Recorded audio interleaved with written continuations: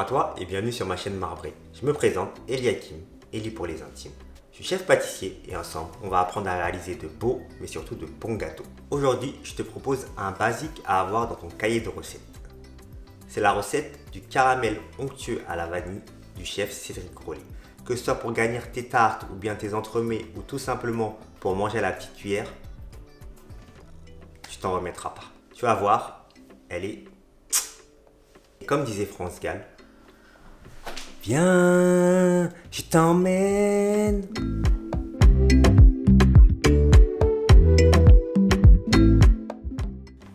Ok, donc je commence par chauffer 116 g de glucose.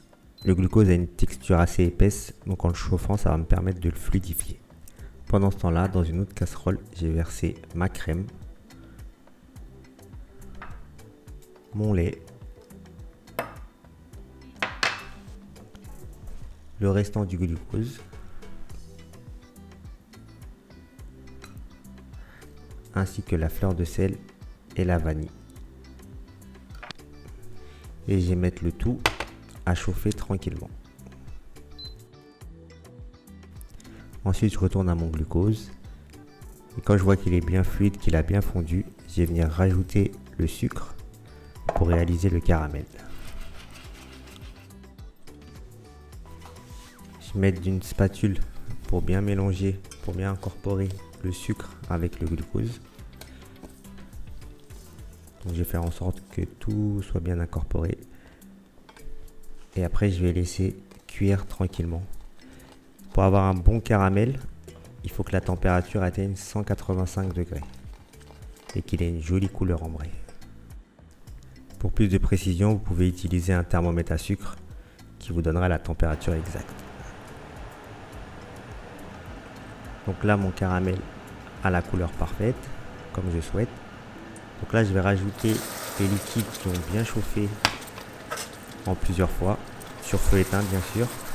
Et je vais mélanger jusqu'à ce que tout soit homogène.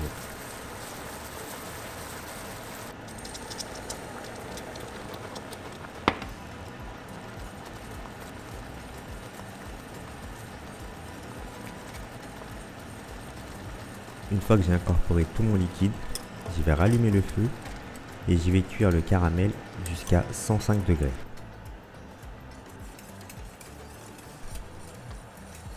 Une fois la température atteinte, je vais venir filtrer le caramel dans un nouveau récipient pour le laisser refroidir.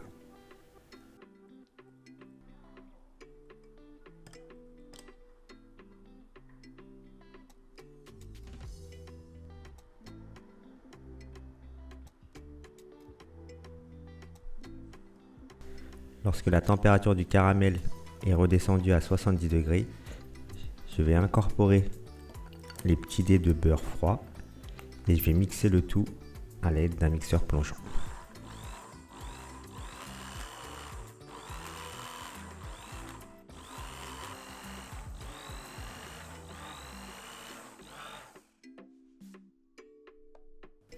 La réalisation du caramel est terminée. Maintenant, je vais le laisser reposer au frais 2-3 heures afin qu'il ait sa texture onctueuse. J'espère que cette recette t'aura plu. N'hésite pas à me laisser un commentaire pour me dire ce que tu en as pensé. Maintenant, c'est à toi de jouer. Like et partage-la un maximum.